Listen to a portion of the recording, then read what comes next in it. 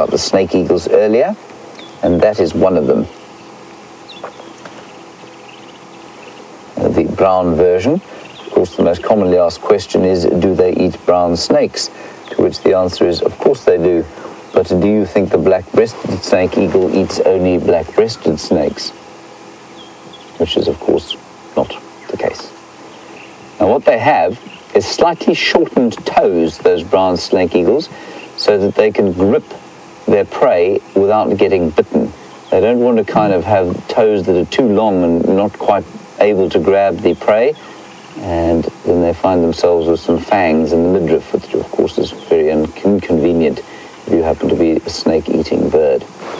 Then the lory, or the grey go-away bird, is just in this buffalo thorn tree over there. There it flies. And when I originally heard it calling like that, I thought maybe it was shouting at a leopard or something ground-based, but then we saw the big eagle over there. And while that is a snake-eating eagle, it will take small birds as well. Okay, what we're going to do from here is to just meander gently up this next road, which is called a Mvubu Road, and head towards the hyena den. I can hear a little bit of squirrel alarm calling through there. Now, squirrels alarm call at just about anything, and so I'm not really convinced that they've necessarily seen anything too dire, especially as there's a herd of very sleepy-looking impala up ahead on the road. But let's just ease our way up here, go and check on things at the den, and we'll make a plan from there. There's a squirrel alarm calling. Worth just stopping and listening.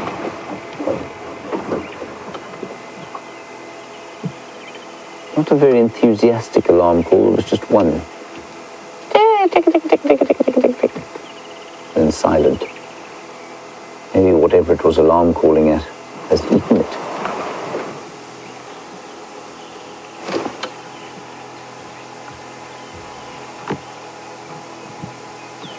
Okay, I think very good idea. Scott is going to recheck the road we've just checked, because something's going on here. There's the squirrel alarming. The impala's heads have turned up, picked up, one or two of them have.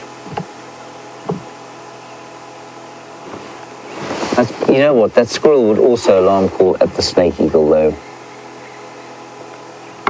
I think that's what's going on. I think that's exactly what the squirrels are shouting at. Let's carry on. Slowly steering into the undergrowth, just for in case.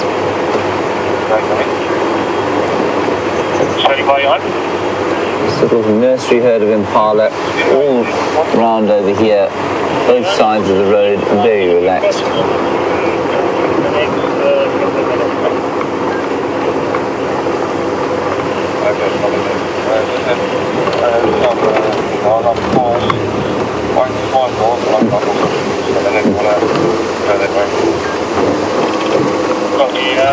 Hello, Cat in Tampa, as we look at this impala herd. You asked a question that is an interesting one.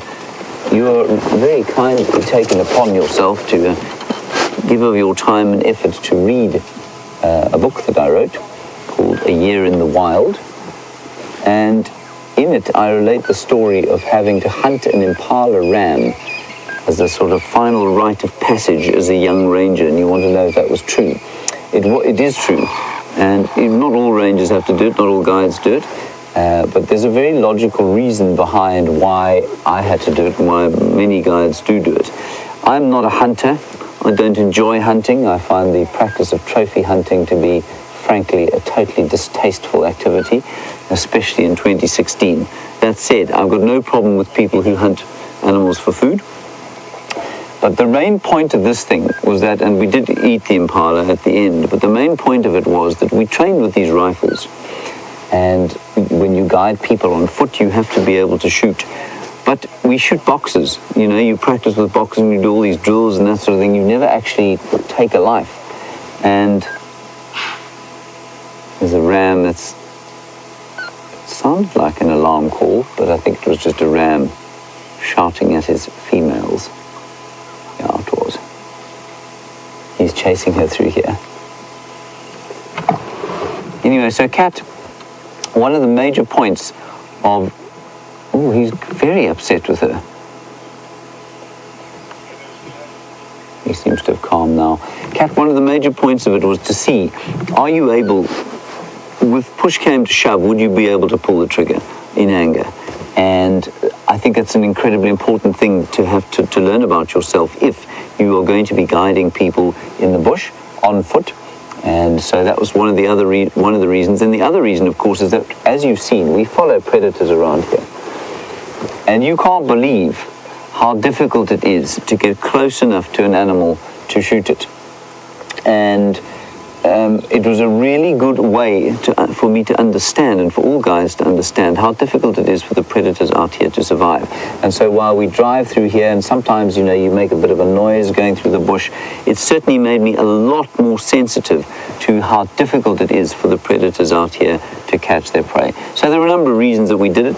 Some people, almost universally, people don't disagree with it. Not everybody does it. And I found, for me, one of the most valuable experiences of my life. I'd come out of the city, I'd never hunted anything before, and it was a very valuable bush experience for me. I didn't like it. I found it very emotionally draining, actually, as I think I described.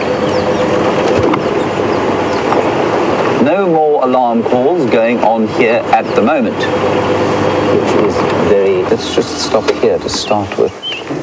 And Anna-Marie, you say they eat rattlesnakes in Texas. That sounds like an awful activity.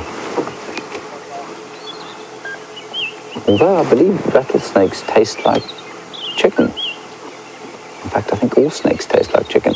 Okay, let's assess who's here. That at the top there, I can see Corky right in front of the car, but that's not who we're looking at now. That's probably Madam up at the top, or Pretty. It is probably Pretty. Madam is actually at the entrance there. She has had a massive, massive meal. I'm going to go a little bit forward so that David can see her. You see her there? That one there. Yes.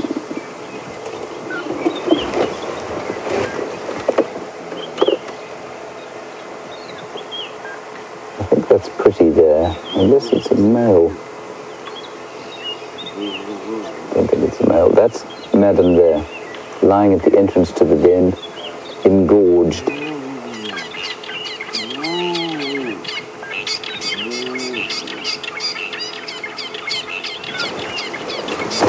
I'm sounding a bit muffled. I'm not sure about that. How's that, Kirsten?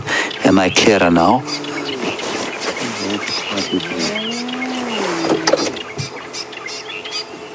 How's that? A bit more?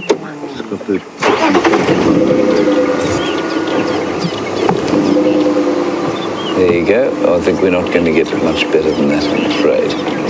Okay.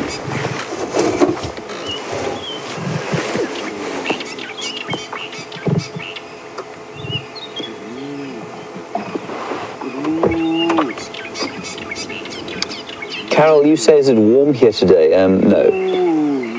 Carol, it's not warm here today. I don't know who that hyena is, that other one, that other adult. It's not Pretty. Looks like a much younger one. Looks like may well be a young male. But one of our experts will tell us, I've no doubt. Carol, it's not warm. It's about 23 degrees Celsius, which is about 71 degrees Fahrenheit. Which, oh, it's not cold, of course. Here's Corky right in front of us. Dave. And she's very obvious by the scars between her ears.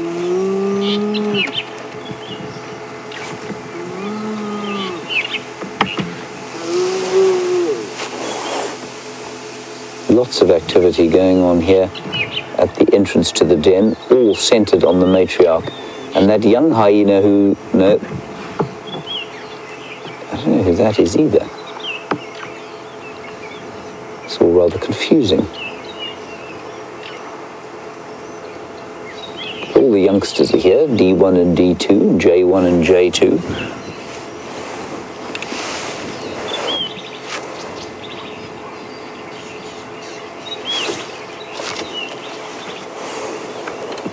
Where they'd be going at this time of the day. They've definitely eaten something last night. Something large has been consumed. They're all going down the road with the youngsters. Corky's taking her 2 youngsters with her. Let me just quickly turn around, sorry.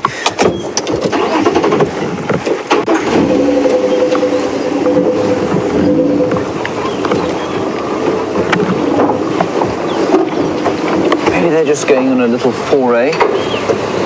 November is still at the den. The 2 Ds have gone off with Corky. Let's follow them.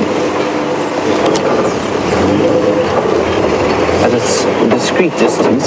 I'll be fascinated to know how far she's prepared to take them from the den, and then suddenly she's decided she's going to move.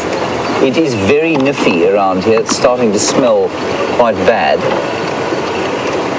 But I think this is just a kind of a little foray, a little sort of wander about the place. I don't know who this is in front of us now.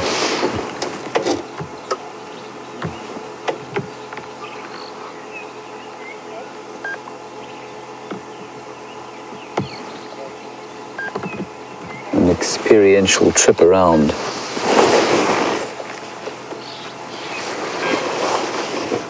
Who are you?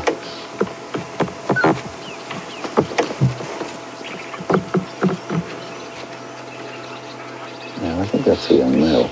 Not a young male, but a male.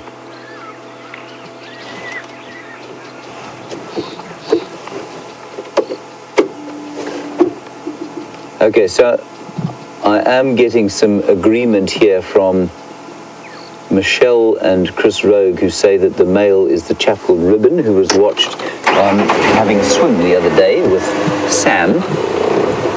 Now, you also say that he's not old enough to have dispersed yet. Remember, not all the males will disperse. Some of them will remain within the clan. They will then have very little chance of mating, of course, but some of them will remain in the clan. Thank you very much for that, Chris Rogue and Michelle. That's great stuff. It's exactly the kind of stuff that makes it such a wonderful job to be doing, because otherwise it would be impossible to identify all these hyenas. So for those of you who are watching for the first time, oh, here's a cub. I just heard some crunching around the place. There's the little D cub running back to the den with a tail stuck out. I heard some crunching in here, and I wonder if they don't have a carcass here. I'll just keep an ear out.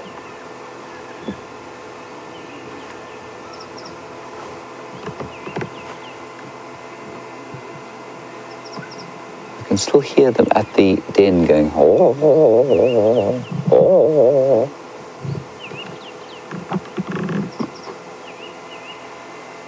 And if you are further interested in the hyenas, like I say, if you're a first-time viewer, there's a very nice Facebook group called the Hyenas of Djuma and Arathusa. If you want to learn how to identify all of these different hyenas that we get here, that's probably your best bet. I've got individual pictures of each one.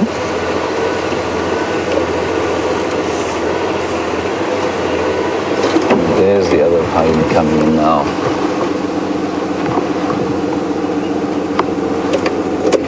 And Astralina thinks we've caught them in the process of den moving. Astralina, I don't, I'm afraid. I think they're going back. I think there's meat here somewhere. I heard a crunching noise, which made me think that there was a carcass, perhaps, in the drainage line down here.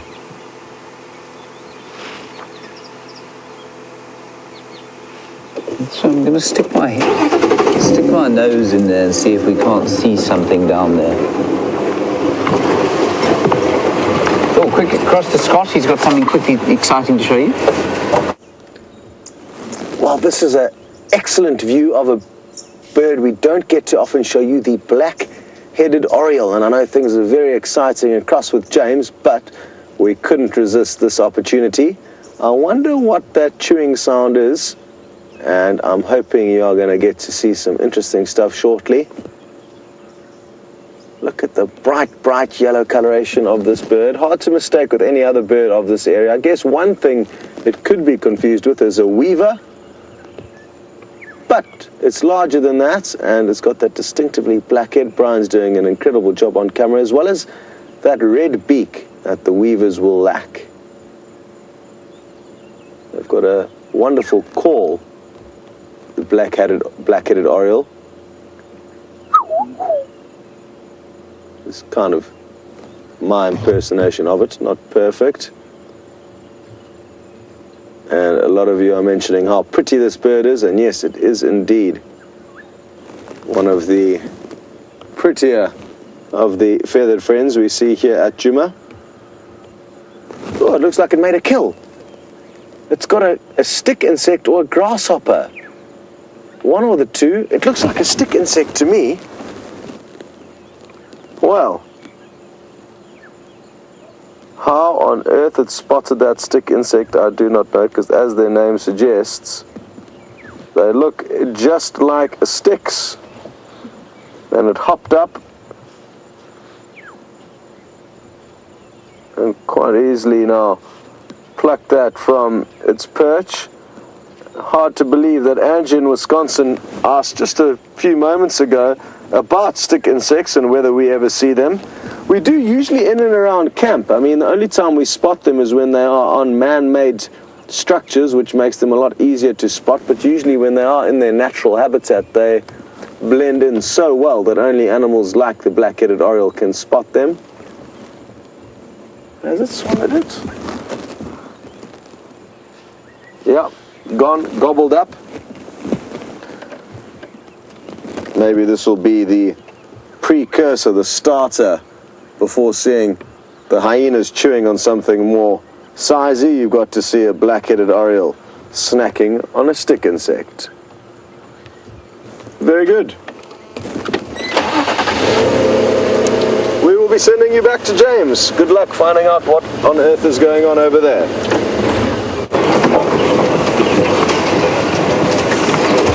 Okay, I've stuck my nose over the top of the drainage line there. I can't see into it. It's too far away. There's no more crunching going on. But at least one of the cubs has run back to the den here. I think maybe a few others came around and back. So let's just go back and see what's going on there. Something was eaten last night. I just wonder if there isn't the remains of it somewhere around here. The smell of the den would indicate that it's not too far away.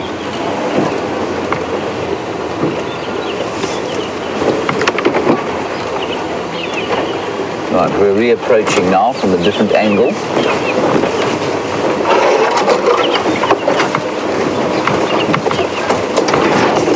Excuse the bumps.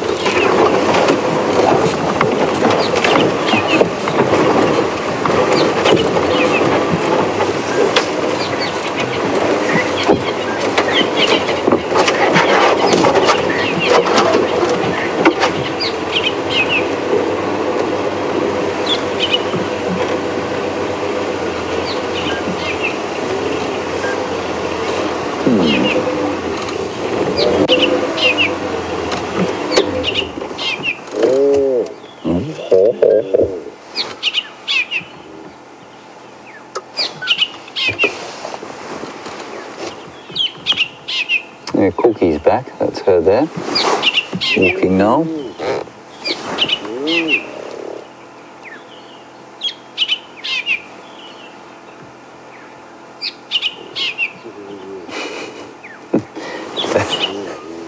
That's D1, who's being moved around by the back leg.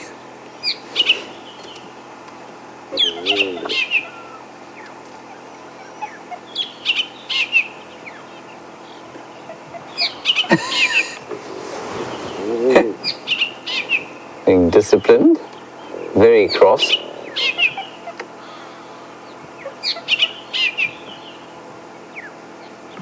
I'm glad my mother didn't carry me around like that.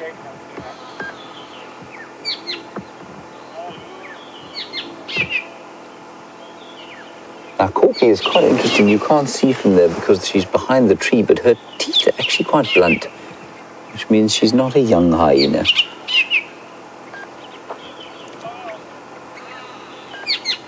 And the delicacy with which she's playing with her youngster is amazing because, of course, her jaws are unbelievably powerful. She could do immense damage immediately if she wanted to.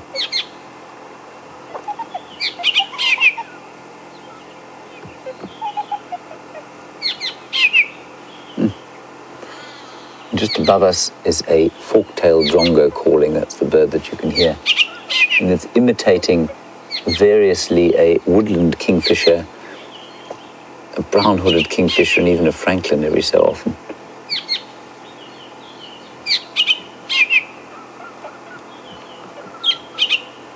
Isn't this wonderful? Suddenly there's just such peace and calm.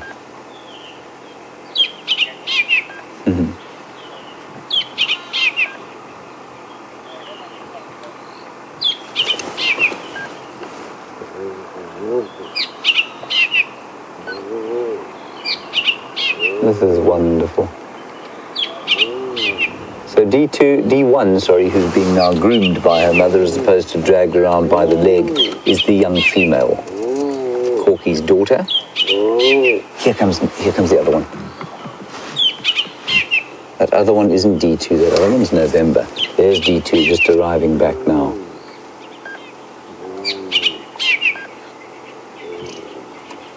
Unless I'm mistaken, maybe I've got them mixed up. I have got them mixed up, sorry. That's November, who's just arrived now.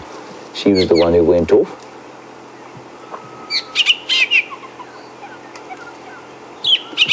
And it always amazes me how tolerant the matriarch is there. She's there with her two youngsters of her own, and whenever the other youngsters come up towards her, she's completely tolerant of them. Here comes the other adult, with whom November went away.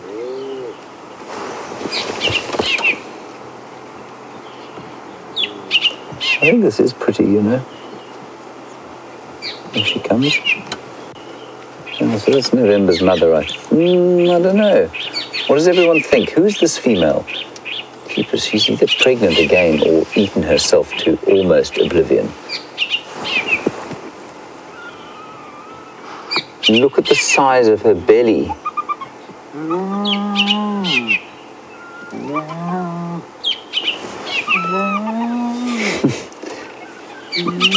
Susan Guy, you say she reminds you of your fat aunt who never misses a Twinkie. I think we all have it. Kevin Geyer reminds you of your fat aunt who never misses a Twinkie. Well, I think that this hyena wouldn't miss a Twinkie either. I hope your aunt isn't watching, Kevin. I mean, she is deeply engorged.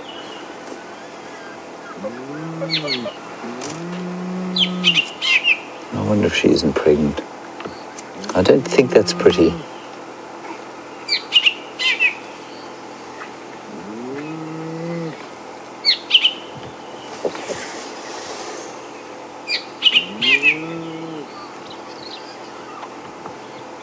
You can just hear all the time those little contact calls, reaffirming social bonds, giving the odd warning depending on the tone.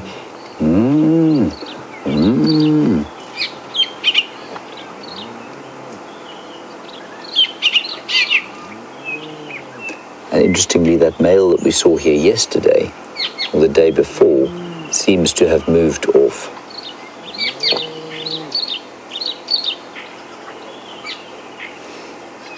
Now, Carol, you want to know if these are the same hyenas seen on the Arathusa Dam cam last night? Almost certainly not, Carol.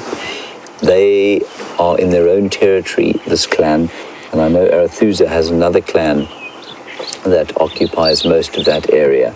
So I would say almost certainly not. It's not impossible, though. I don't know how many were seen on the camera, and it's not impossible for males, especially from this clan, to go and make forays into a neighboring clan's territory to see what's happening there. But I'm almost certain that the females here would not have gone as far as Arathusa Dam, simply because it's into another clan's territory.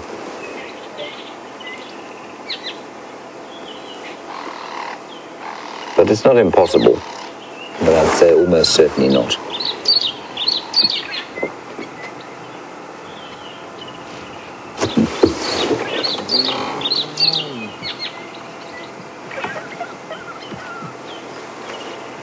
There he goes. Decided he's had enough of the ladies and the children. Well, Aileen,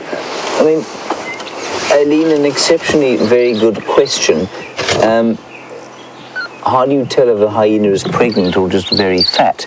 Aileen, it's not easy. But normally, it's the lactating that gives it away. So if she's lactating, then clearly, or she looks like she's going to start lactating, she's got swollen teats, normally it means that she's pregnant. Now, on that sort of subject, you want to know how often they give birth. They give birth probably to 2 cubs every 3 years, if that makes sense. They wouldn't give birth in the same year. It would be highly unlikely for them to give birth within the same year. So once every 18 months or so, they can fall pregnant. So if that is pretty, and I don't think it is, she doesn't look nearly pretty enough to be pretty, she wouldn't be pregnant again. But I might be wrong. I'd love to know from any of you, that very large hyena walking out of frame now, do you think that's pretty, or is that another female that's arrived here?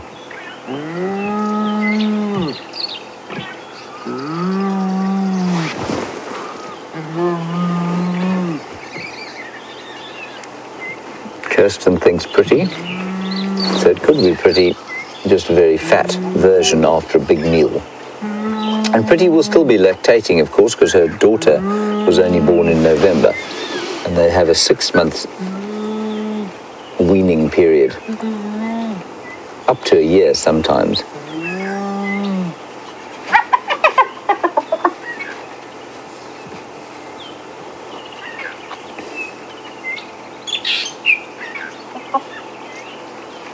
What's going on here?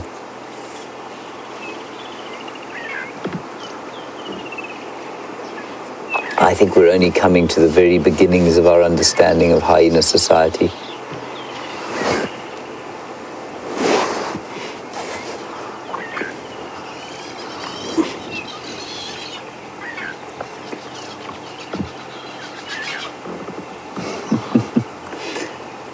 Very valid question here, Mohammed. You want to know why is a hyena a clan and a lion group a pride? Why should there be a difference? Mohammed, I don't know the answer to that question. I couldn't really tell you. Safe to say that I think it's a naming convention that has something to do with language and something to do with biology. So as with a lot of the naming conventions here. A hyena, of course, is not very closely related to a cat. It's even more distantly related to a dog. And so I think it's just been decided a while back the hyena group should be called a clan because it isn't related to a pride. The structure is completely different as well. Likewise, a dog, of course, is in a pack, not a clan or a pride. So very nice question there, Mohammed. I think it's probably got a lot to do with simply the early biologists deciding that these should be the terms that are given to these animals. And often, if the local languages, there's no difference between the words. So you'd use the same word for a group of hyenas as you would for a herd of buffalo, for example. But in English, it tends to be different. And then, of course, you get those ridiculous, endless collective nouns that people spout, like dazzles of zebras and journeys of giraffes and parliaments of owls and murders of crows and those sorts of things, which are not biological terms at all. So when in doubt, if it doesn't eat meat, it's a herd. And if it's a meat-eating group, well, we've got a pack for dogs, a clan for hyenas, and pride for lions. Thank you, Mohammed. Great question. Now, Lisa, you're on YouTube and you're a new viewer, and it's wonderful to have you along. Thank you, A, for giving us of your time, and B, for sending us a question. Great stuff. You want to know, do they need to eat every day? No. These fatties who've just eaten themselves into oblivion last night won't need to eat for at least 2 or 3 days, if not more. So they certainly don't need to eat every day. It just depends on what they have to eat. So completely unlike a human being who, we could probably get away with eating once a day. and maintain our weight. I know that we tend to eat about 7 times a day, most of us, but we could get away with having one big meal once a day and survive quite happily. We couldn't, however, have one big meal every 2 or 3 days because we don't have the digestive systems to cope with that amount of food in one sitting, which is what these hyenas do. Hyenas and lions, leopards also to a certain extent, are able to eat a massive amount of food. This is interesting. Oh, that must be pretty then. That's November suckling from her, so it must be pretty. Good. So she's not pregnant, everyone. She's just lactating and massively obese after an enormous meal. Okay, from a clan, we're going to go across to a troop at another den. You have any luck this one? Yeah, big damn time only. Yeah, I'm going up 6 fields off and sorted, so I'm not on my way there. Oh, hello everyone. My earpiece obviously decided to stop working, so I didn't know we were live there. Welcome. There's some dwarf mongooses playing about here, and there's all different shapes and sizes, which is a wonderful thing about the sightings we've been having of them recently. There's a youngster there on the right. You can see the youngsters are about half the size of the adults, and this whole termite mound is bustling with these dwarf mongooses running all around. There's many different entrance tunnels into the termite mound. That's where they're all playing about. There's one perched right at the top now. Maybe the sentry keeping an eye out on the rest of the troop, making sure that there are no possible threats. And being such a small animal, they are predated on by all manner of creatures, but mainly the birds of prey.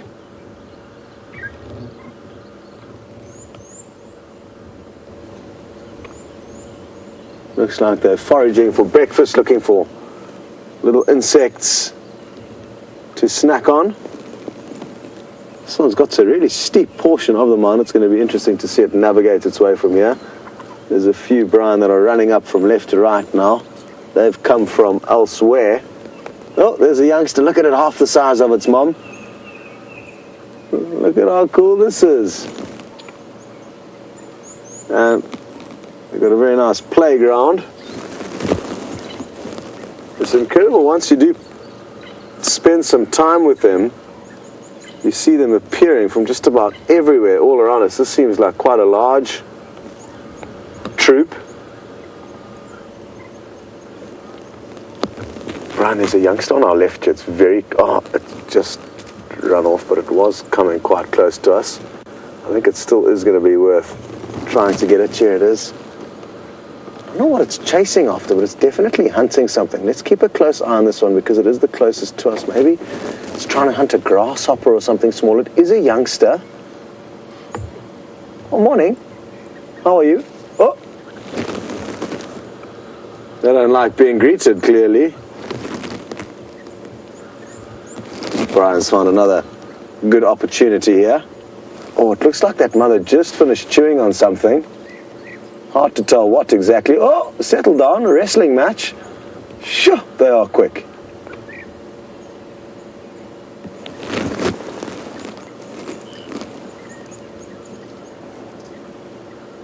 Oh, Brian, on the road in front of us. Some tiny little blue wax balls. Come back out, they've just disappeared behind that green. Oh no, there's one to the right in the center of the road. Where'd it go? Oh, here it is. This is such a cool little bird. It's one of my favorites, the blue waxbill. It is minute. So at least we got you a quick view of that. And now I've looked up and can't see a mongoose in sight. Oh, well done, Brian. Another view of the waxbill, perched in a silver cluster leaf. I've been hoping that we're going to be able to find you the nests of these birds. They're very clever with regards to where they nest. They will often build their little nest just above a vespered wasp nest, making it treacherous for any animals to try and steal the eggs or chicks from within their nest, so they basically have their own private security system. And I remember last summer we managed to find you quite a few of the nests, but this year we haven't been as lucky. I don't think we've even managed to find one so far.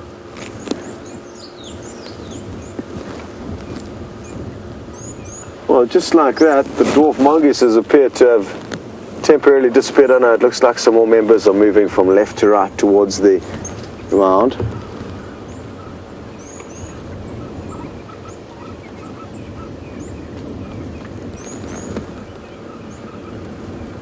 Now, Jerry, in Illinois, you've noticed that you've seen very large animals, zebra, even elephants, standing on these termite mounds. Such important structures in the African wilderness, because they do provide homes for certain animals like this, good feeding for other animals like elephants and zebra, because the upturned soil, you could say, that is put in place by the termites themselves, create for very lush vegetation and good growing conditions. So animals like elephants and all the herbivores basically will often actively feed around termite mounds, and you're surprised by the fact that they can withstand their weight. And it's fascinating that tiny creatures, tiny little insects, the termites, what you're digging for there, tiny little termites can use just their saliva together with the mud around them and sand around them to create such solid structures.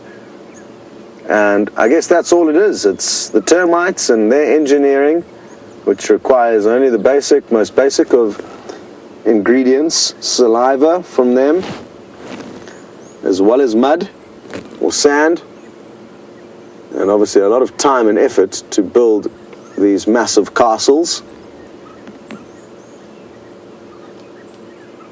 There are chambers within these termite mounds, so they're not hollow. I mean, it's more solid than hollow, but there are tunnels and small openings where they'll farm their fungus and obviously be able to kind of highways that allows them to move from A to B.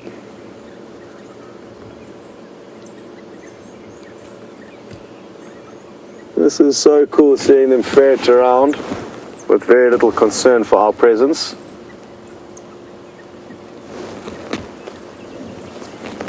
Hello to Catherine. You would like to know if these animals are omnivores.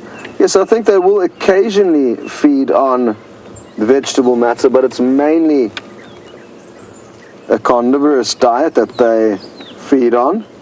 Just going to have a quick look at my book to see what else they say regarding food. Insects, other invertebrates, to a lesser extent, small reptiles, birds and their eggs. Fruit has also been recorded. So yes, they are omnivorous, but mainly carnivorous, and they are, interestingly, the smallest carnivores we get out here in Africa.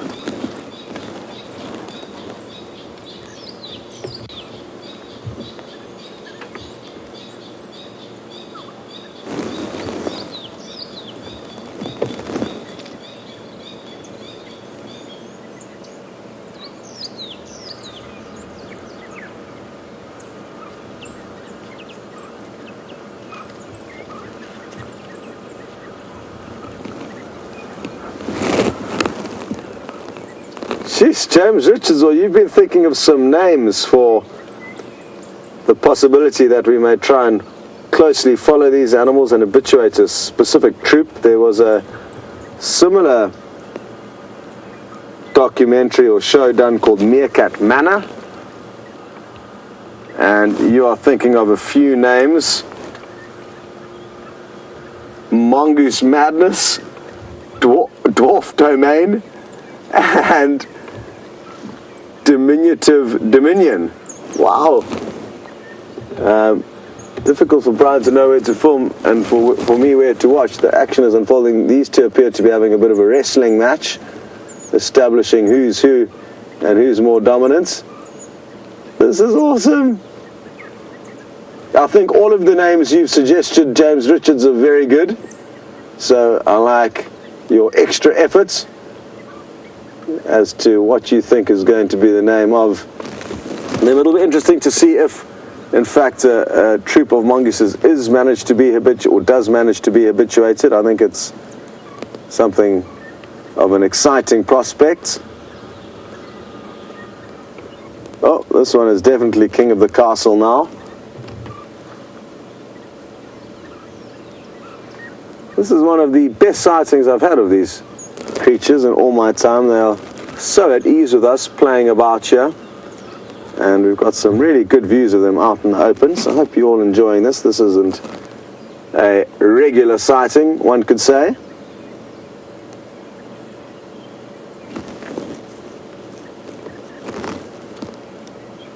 It'd be wonderful to actually get to understand these animals better with a lot of the characters out here. I mean, you can read in the textbooks and they can tell you, you know, there's an alpha male and a female within this troop, a beta female, or even third in charge may also mates. But to understand the complexities of any individual family will be different. It's no different to looking at human families. There will always be different characters, different dynamics between individuals within a troop or family of any given species. There's an imposter. You don't belong here, little squirrel. But cashing in on the safety in numbers. Now, you guys were just chatting yesterday, we all were chatting yesterday about the size differences between squirrels and mongooses. So I'm hoping we're going to get a two-shot. It's just to the right there, Brian, next to the log. Yeah, there it goes. Maybe, just maybe, we're going to be able to see a mongoose and a squirrel in the same shot. That way you'll get to see that they are just about the same size. Brian's zooming out, hoping that there's going to be another mongoose nearby, which there is. Oh, and some right behind it. Perfect. Well, isn't this a bonus? Let's see if they don't jump on the squirrel's back and give it a hard time. Thinking about it. Oh, that would have been so cool. But it's still good to see that those two are having a rough and tumble. I've got a feeling they're going to come tumbling down what is a very steep bank. Yeah, there they go. Look at this. They are frighteningly quick. I don't know how Brian's managing to keep on them as he is. They are like little rockets. Oh, they're getting seriously involved with one another's wrestling match. Now one just went flying down to the base of the mound. The other one looks like it's catching up to it now.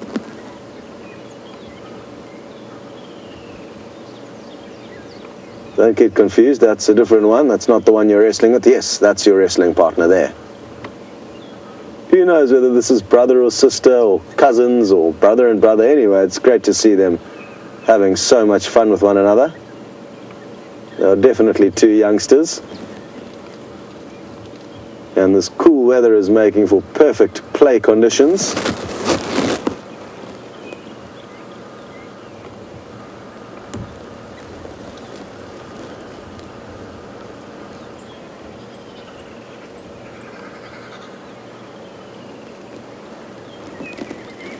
Hello to Minute Migs, and you're a new viewer and you've come and joined us at a right time. This is a fascinating sighting of these little critters. You've mentioned, are we studying the animals from The Lion King? Yes, I guess we are, but I don't think there were mongooses in The Lion King. It was a cousin of theirs, the meerkat. That was Timon, Pumbaa's friend. Sadly, we don't get Timons here, but we do get these guys, which are fairly similar. Considerably smaller, though. But on a morning like this, we are getting absolutely spoiled with their playtime that we're getting allowed to be involved in, or at least be a part of by viewing. You'd like to know what would happen if a squirrel and a mongoose ever got into an altercation. It's unlikely that they would. There's no competition between the two. One species, the mongooses, are the carnivores, and the tree squirrels are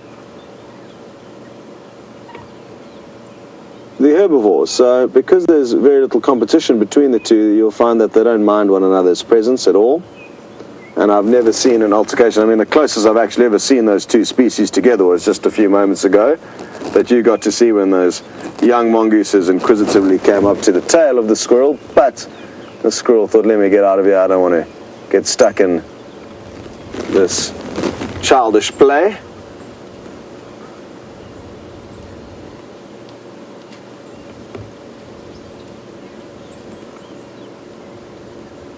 This one's got back onto the sentry point.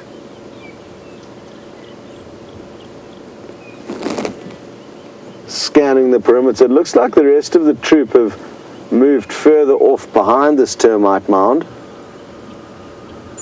So there's not nearly as many members moving around as possible, and I'm guessing the sentry may well move along and follow the rest of the troop, maybe just bringing up all the members that are lagging at the back.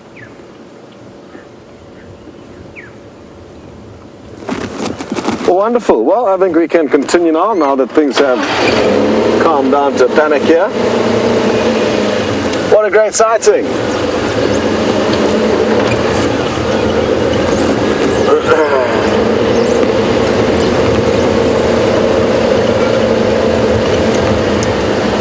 Hello to Sand Blaster. You would like to know if ferrets are related to mongooses? I don't have a clue.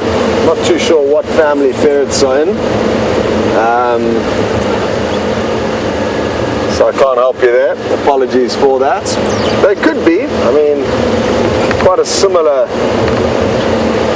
creature, at least in terms of appearance.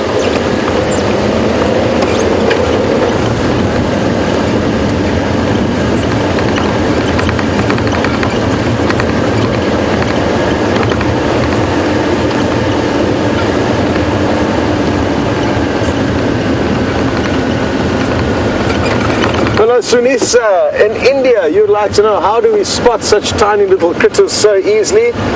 Well, I guess this is what we do day in and day out.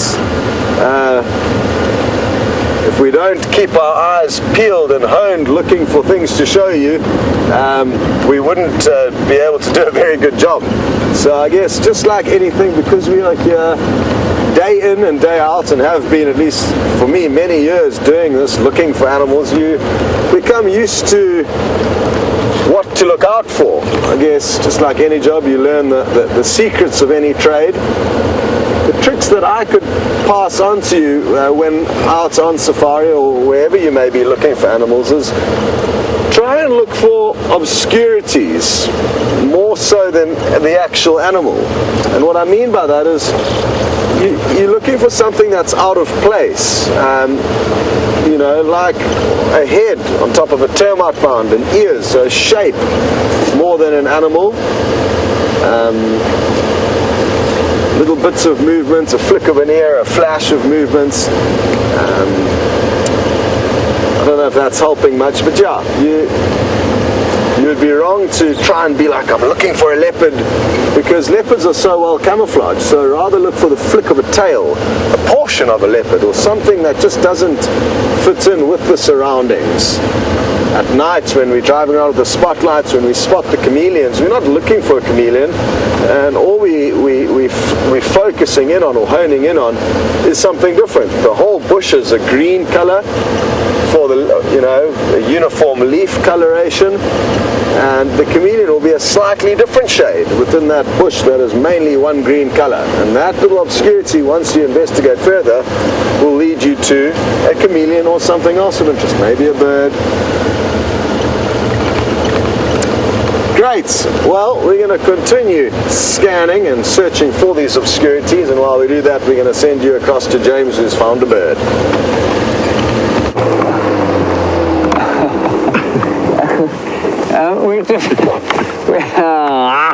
We had the most wonderful shot of a batalier, and it's now basically it knows how far up we can turn the camera, and it will not get within frame.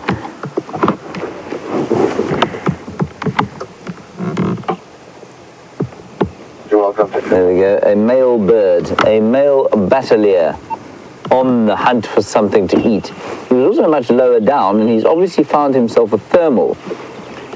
and he will be able to find the thermal that is much less sort of obvious and much less strong than needed to lift the vultures, because he has much less drag when he flies because of that very short tail. Well done, David. That was not easy for you. Rusty, of course, was reversing at about 60 miles an hour, which, well done, Rusty. He doesn't like to be treated with great vigor. Okay, we've done yet another loop around the same area where we had those alarm calling monkeys. I've come up with no tracks at all, so I don't know what they were going on about. Perhaps a python. Anyway, so I don't know that we'll ever know the answer to that.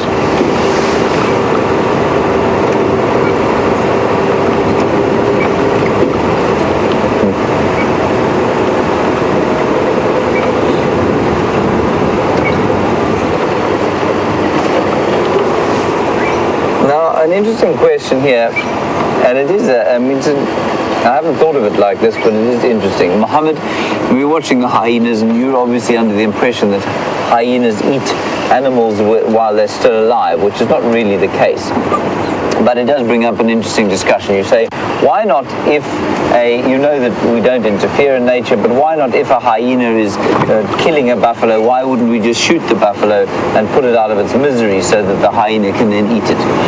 Mohammed, the reason is because we don't want to have an effect on the bush here. So the other day we had an incident where a pride of lions, the Nkuhuma pride, caught a young zebra, and they started to eat it before it was dead, and it actually took a long time. Well, felt like a long time, probably about 3 or 4 minutes for the zebra to die. And this was very difficult for us to watch. It wasn't pleasant at all, and it was quite traumatic, and no doubt not particularly pleasant for the zebra. But I don't think the zebra actually felt a huge amount. I think they go into shock, and then eventually they don't feel pain anymore, and although the noise is not very pleasant, they don't feel too much pain. But secondly, Mohammed, we don't know what's going to happen.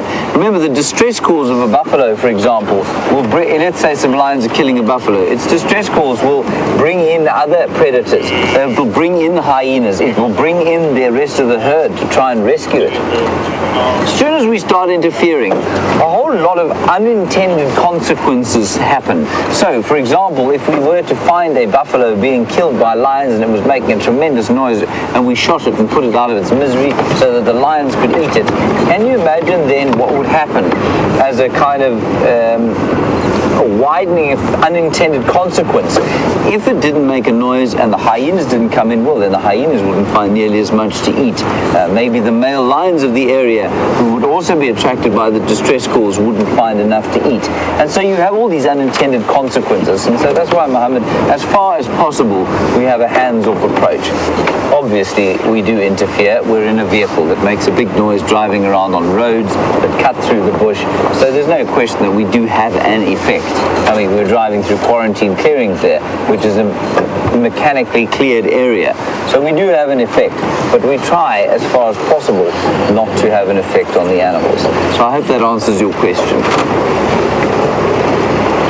Let's go and have a look at Treehouse Dam, where Ribbon and I think, who was the other one? Nkombo, I think, was the other male hyena that were playing there. I cannot identify these hyenas. It is the expert hyena identifiers on the internet that are able to identify all these different hyenas.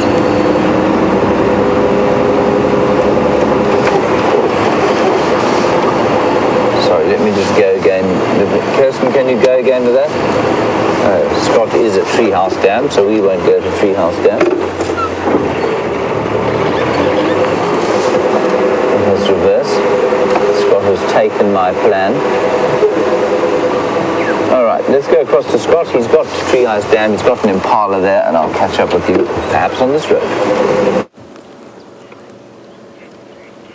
Well, it looks like some Impala are coming to make the most of the newly filled up Treehouse waterhole. Apologies, I was playing with my phone there and that was an unexpected surprise. Apologies for that.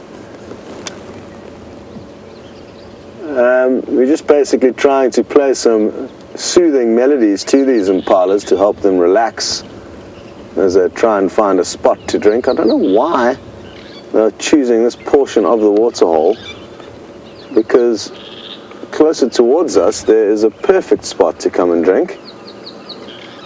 But maybe they're not planning on drinking, but merely passing by, and we just assumed that they were coming here for drink. There is a lot of water around at the moment, and that means water sources like this will not necessarily be as active as one would expect, because the animals can quench their thirst at all manner of little puddles and ponds elsewhere.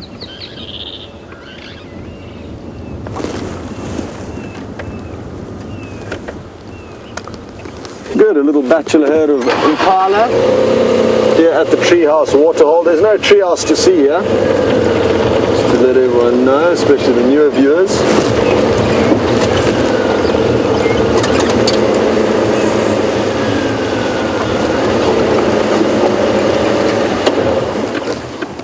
Tony, you would like to see a marula tree, and they are all over the low veld in this area of it. Here's one right here. They've got mottled bark. They're quite leafy at this stage of the year. Well, here we go, let's start with the bark. So mottled bark, lots of different colors along it, so that's one distinguishing feature. And as Brian zooms up the tree, there will often also be quite thick horizontal branches. Here's one. So it's a tree that leopards like to sleep in for this very reason. Another distinguishing characteristic of them is that they've got very thick terminal branches. It's going to be difficult to see at this time of the year because the trees are so leafy. But basically the terminal ends of a lot of the branches are as thick as your fingers. They don't end in very thin twigs like most trees do, so that's another characteristic of them. They've just finished fruiting, Tony, so sadly there's no more fruits to see. But only the female trees will bear the fruits, not both tree or male and female tree will bear fruits, and that's something I thought was quite interesting. I thought all trees had fruits, but they don't. You get males and females. So that is the Maitu marula tree. You say you make soap out of the oils from them. I wonder where exactly the oils are coming from, whether it's from the rich oily seed or nut that grows within the fruit, or that is found within the fruit rather, or if it's from another part of the tree. I'm also wondering, Tony, how you acquire these marula oils. So tell us a little bit more about your soap. I know that fruit is very, very high in vitamin C, and I think there are various companies or new companies that are making products like creams and soaps out of them.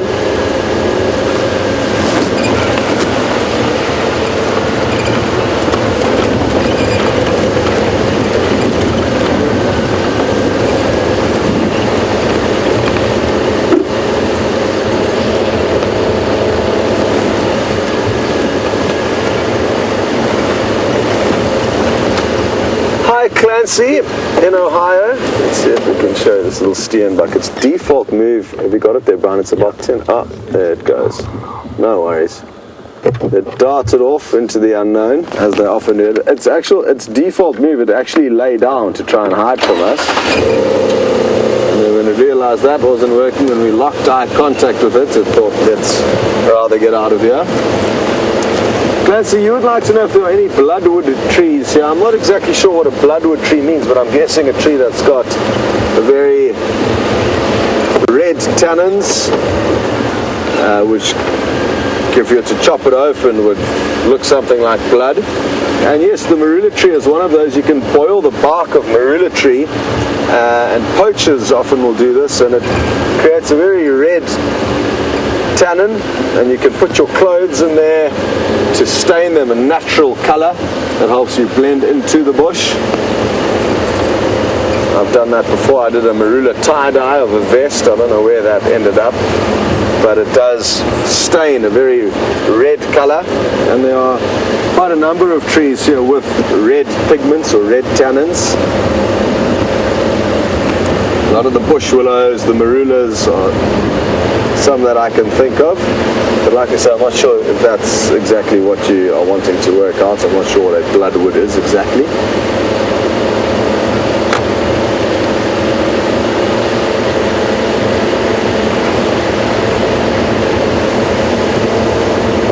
It's a beautiful, beautiful day. It looks like the clouds may possibly burn off. There's a little bit of sun coming through.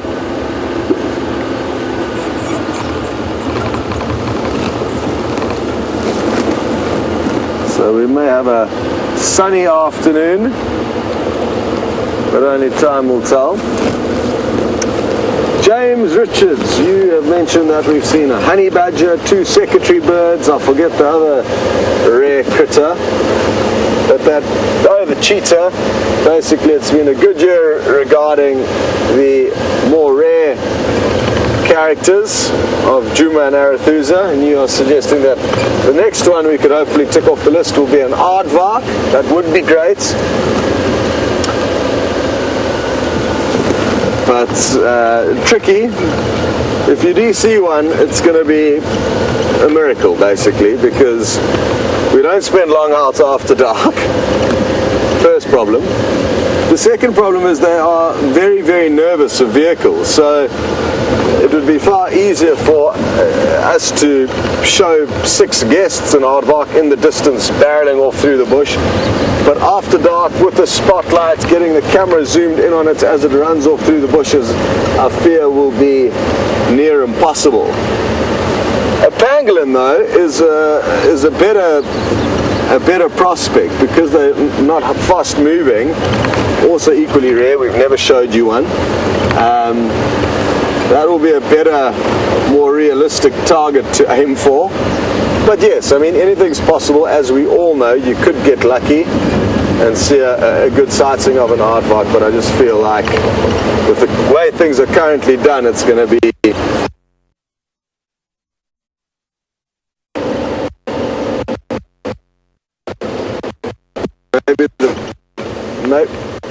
maybe the pangolin is a better option to hope for.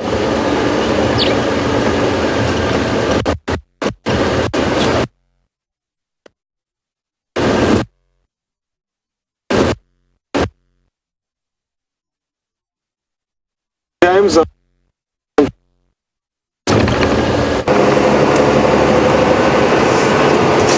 sorry about that signal breakup there, everyone. Fascinating news that Tony, you seem to be a marula soap maker, which I think is a particularly impressive thing. Where on earth do you get your marula from? We have a Tony in Holland and a Tony in England, and I don't know of a Tony in South Africa. Oh. You know what? If I had some kind of a projectile throwing thing, that drongo would be in trouble. It sat so beautifully until the second we tried to turn the camera onto it, and then it flew off and nearly made me say a very bad word. Anyway, Tony, I would like to use your marula soap. If you could send some through, that would be great. It's probably worth more than gold, however, because to extract marula oil is not an easy thing.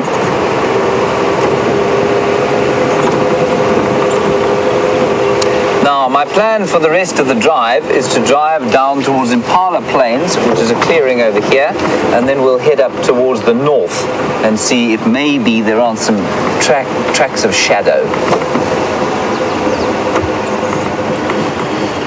Sorry, Jennifer in San Francisco, I just missed, you want to know about a particular tree?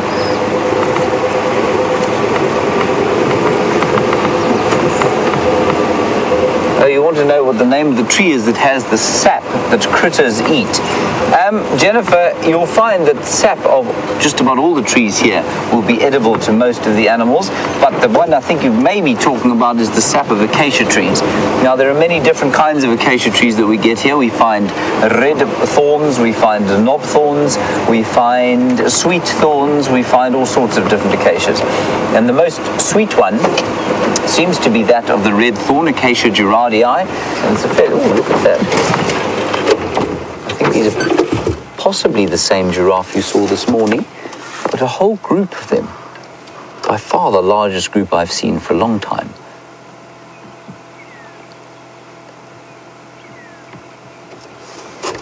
So I think you also saw them yesterday afternoon. So giraffe will come into an area for a while, they spend a couple of weeks, and then they disappear again, and for weeks we don't see giraffe. This is fantastic. Anyway, Jennifer, so it's largely the acacia trees, as I say, and the bush babies especially are particularly fond of acacia gum when there are no insects to eat.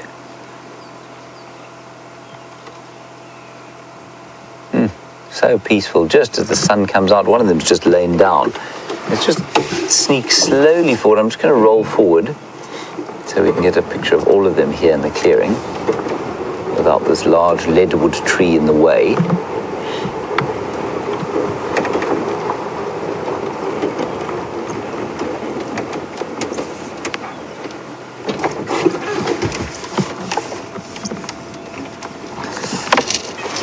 Now, Natasha, you're in Ontario, and you want to know why it is that animals like giraffe regurgitate their food and re-chew it. Natasha, they are part of a very large order of herbivores called the ruminatia, and that means that they are all ruminants, exactly like a domestic cow. Now, what that means is that their stomach is designed with 4 chambers. And in very basic terms, the animal eats the leaves, has a very sort of subtle chew on it, and then swallows the food almost whole. And then it sits in the first chamber of the stomach called the rumen. And that's almost like a storage vat. And then after a while, you can see the little one lying down now. After a while, when that storage vat is full, they must stop eating, regurgitate the food up into the mouth again, re-chew it and swallow it into the second stomach. And although that sounds like it must be quite inefficient, it isn't. It's a very effective way of getting the nutrients that you need out of vegetation. So the re-chewing process is very important. They chew and chew and chew and break down all the cellulose and lignin, which is the structural material of plants, which you have to break down if you want to try and get nutrition out of plants.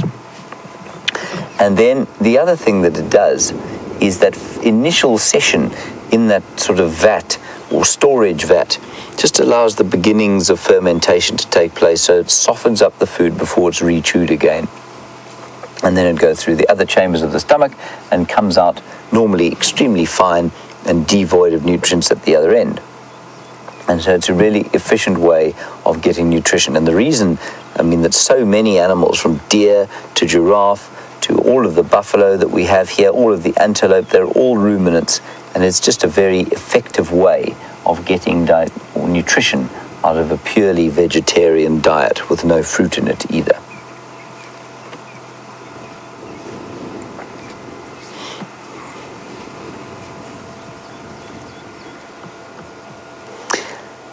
Now, Lisa, you're a new viewer on YouTube, and you're obviously quite astute, because you're saying, what is the tree that they're eating there? They're eating a tree at the moment. That one particularly is called Ziziphus mucronata, or the buffalo thorn. It's a great favorite with many animals out here. It tastes much like spinach, actually. You can eat it as a human being.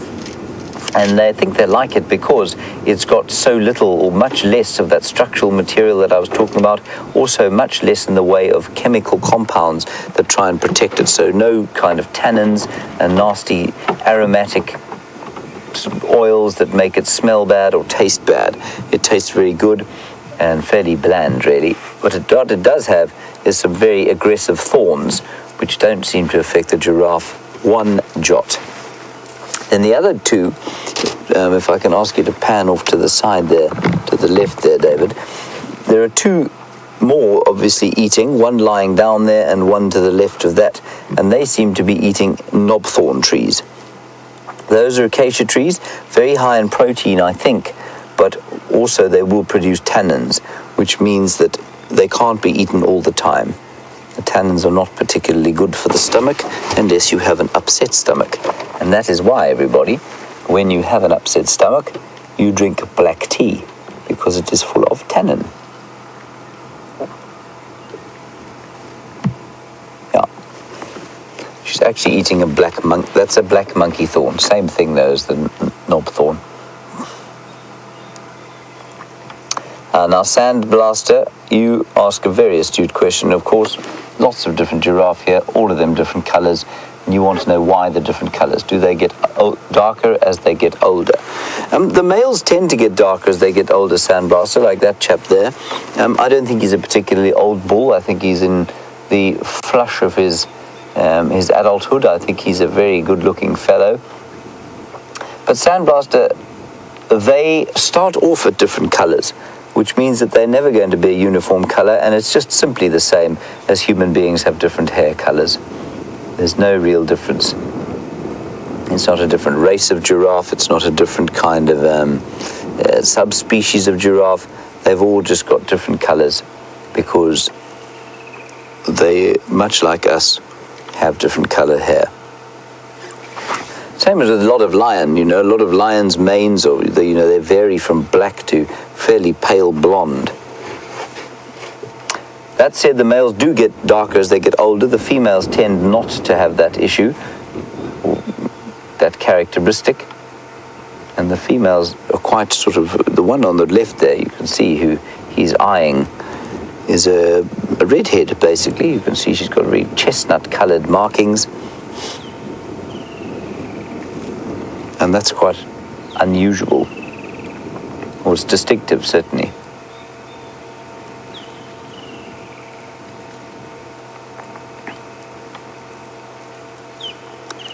So that is the giraffe, and there is a young giraffe here, of course, lying down in the clearings, and from the young giraffe lying down in the clearings, let us head across to what can look like a donkey. This is a tiny little baby waterbuck that is still relying on its mother to lick its bottom in order to induce it to defecate. So that's an interesting thing. Oh, cute! That's an interesting thing regarding a lot of animals, is that if you do ever have an orphaned one, you will have to simulate this licking of the backside motion with wet fingers, is often what is suggested, in order to induce a little poop. And we just saw that happening just before you joined us. Didn't see the results thereof, but wonderful to see a mother tending to her tiny little calf.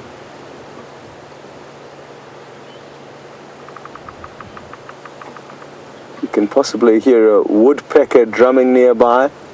That'll be a bearded woodpecker. Look at that tiny little ring on the calf's bottom. It is minute. So I'm not sure how old exactly, but it has been born very recently. You can even see it's still a little bit shaky on its feet, so I'd put it at least no longer than a week. Wunderbar.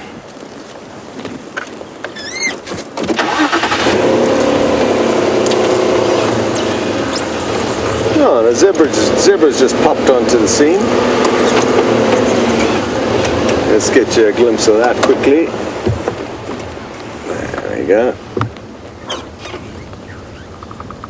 It looks like a stallion to me. Not sure where the rest of his harem are, or maybe he's just a member of a bachelor herd who's yet to secure some ladies in his life. Looking nice and clean after the rain we've had, though.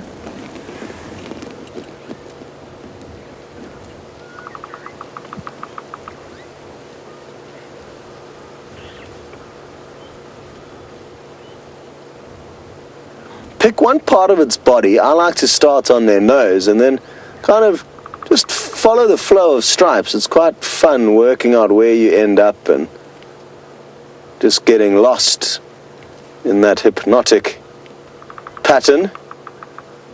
You can also start on a hoof maybe and just follow your way up that way, but I find them incredibly interesting animals to get lost in whilst watching. The Grevy's zebra, the zebra you get up in East Africa, is probably the most hypnotizing of them all. They've got many, many stripes, very thin black and white stripes, not nearly as thick as the plain zebra we've just seen here. They've also got ginormous ears. They're probably the most hypnotizing of all the zebra species in my books.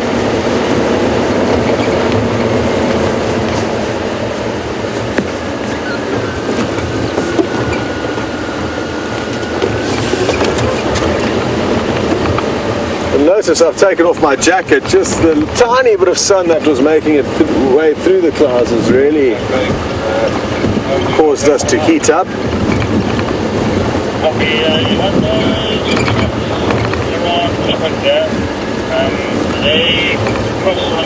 Hello, Sparkles Canyon Otter. What a fine name you have.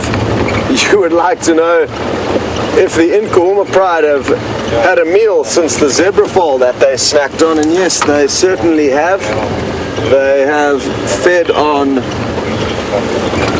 check my earpiece is still working, yes, they fed on an adult female buffalo that they killed with the Birmingham males, at least a few members of the Birmingham Coalition, across on Torchwood. She was an adult female buffalo that was heavily pregnant. They pulled out the fetus that she was about to give birth to, and they finished that, well, they abandoned that carcass the day before yesterday. So not last night, the night before. They left that kill. It was finished, and I'm not sure if they've fed on anything since then.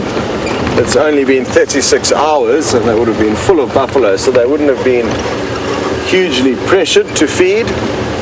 And as far as our update went this morning from the guys across at Sibambili who found those 5 ladies, they didn't have any food with them. So not too sure, nothing confirmed since the buffalo. But like I said, they'll have more than enough food in their belly to last them at least another 3-4 days.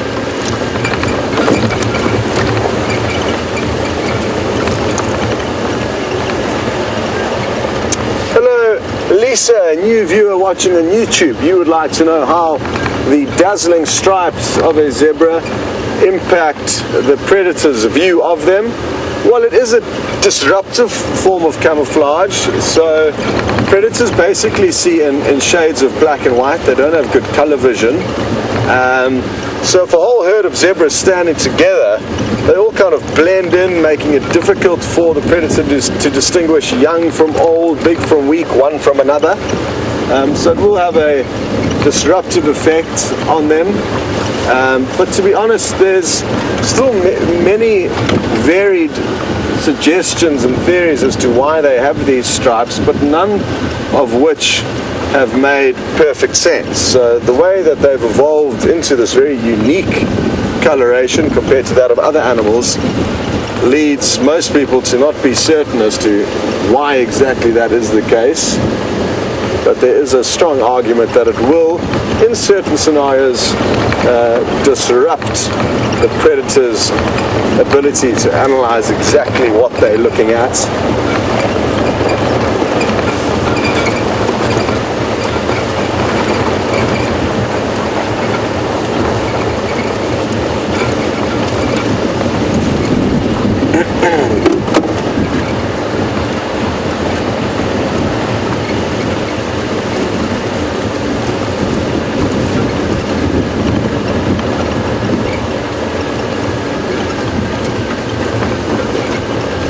Hello, Scott and Della, who are watching in Ohio. They loved the honey badger sighting, the brief glimpse we have had of one this morning, and are wondering if we were to spend more time out after dark, would we have more sightings of them and possibly better sightings of them? Yes, I do think we would. A lot of the animals that are nervous during the day can be more relaxed at night time as a general rule, and I guess if you just spend more and more time out at night, there's a chance you will habituate them very slowly. So yes, I think that would be the case. Again, it depends if you are, what equipment you're using. If you're using infrared equipment, that would be a jackpot, because as soon as you shine a spotlight on an animal, it knows that it's under the spotlight, as would you know if you're walking around in the dark and then all of a sudden there was a beaming light at you, you would react to that. Whereas infrared, they will not realize that they are being watched, and that way we would be able to watch them, I think, having very little impact on their behavior. So good prospects, I guess, for the future of night drives, but for now, it's still a bit of a way off before we get there.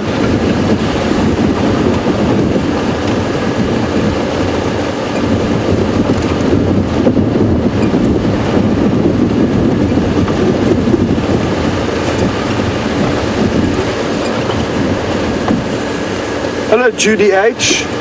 You remember that I took a little marula sapling that was growing in the middle of the road and was therefore doomed. It was never going to make it.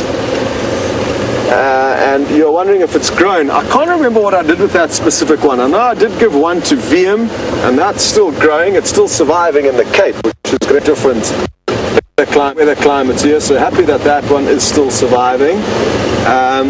Another one that I think I did take care of didn't make it.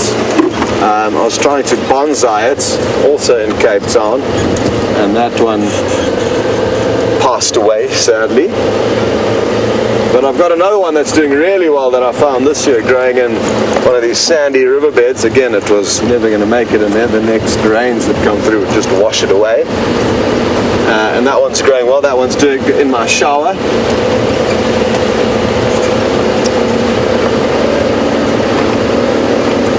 Well, it's that time of the morning again. Time to say thank you and goodbye. So, thank you and goodbye. It's been great fun. Well done to Kirsty, who was directing the show, and Nikki, who was lending a hand there, and Brian and his thumb. Thank you for filming. And of course to you guys, thank you for joining in. Also a big thanks to Brian for spotting that honey badger. How could I have forgotten to thank him for that? And we are going to send you across to James now so he can say his goodbyes. We will see you all on the Sunset Safari.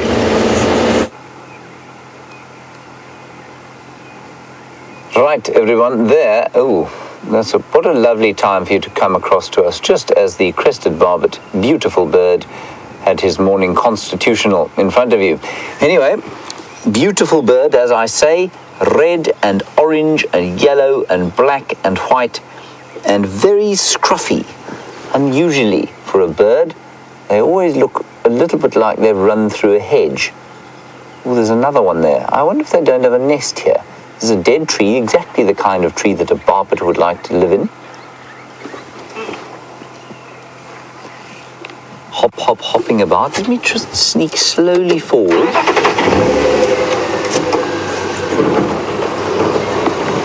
We also found a black flycatcher here, which unfortunately took fright and flew off. It was very unkind of him. Look, look, look, look, look. Isn't that beautiful?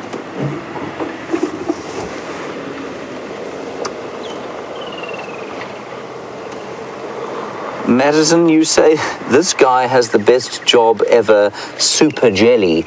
I'm assuming you mean me and not the crested barbet. I think I have an easier job than the crested barbet. Right, Madison and all the rest of you wonderful viewers out there, thank you for your questions and comments throughout the course of this morning. It was really wonderful. Again, my luck not fantastic, David. We have to improve I think we have to improve, basically. We'll get there. Thank you very much for your efforts, David. Big thanks to Scott, of course, on the other vehicle with Brian, and to Kirsty and Nikki in the final control. We'll see you later at 4 o'clock. Bye-bye.